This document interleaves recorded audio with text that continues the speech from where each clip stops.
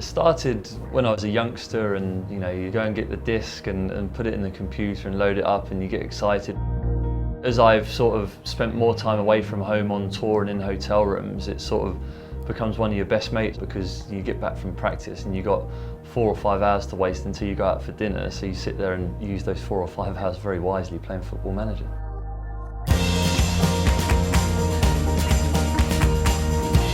There's a few guys that play it. Stuart Broad's a big fan of it. He seems to take teams that are mediocre and make them excellent.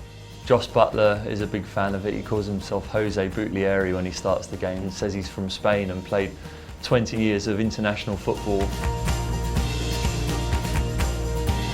When I was younger, I used to try and sign the best players on the game, and I didn't always get very far, but actually when you've played professional sport, you realise that a structure is actually quite important, and it's amazing how realistic the game is when you're playing it, where if you have no structure behind the scenes, you actually don't get any results out on the pitch.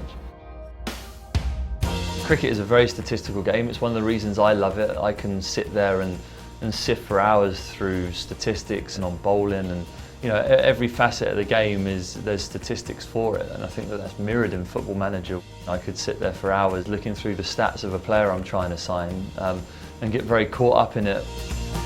When it's a big goal, it's like a low growling yes! I celebrate more for that than I do when I get a wicket, I think. One of my best seasons that I've played on the game was when I got Watford promoted from the Championship. And I won the league quite convincingly and played a very attractive style of football and had the fans purring every week, it was telling me. But then 2 months into my season in the big league, I got the sack. Since I've won the Championship, I've actually been out. I'd never been out into the middle of the ground at Watford and stood there and looked around. And yeah, for a moment I sat there, stood there and imagined them chanting my name after I'd lifted the Championship trophy. But unfortunately it was just on Football Manager.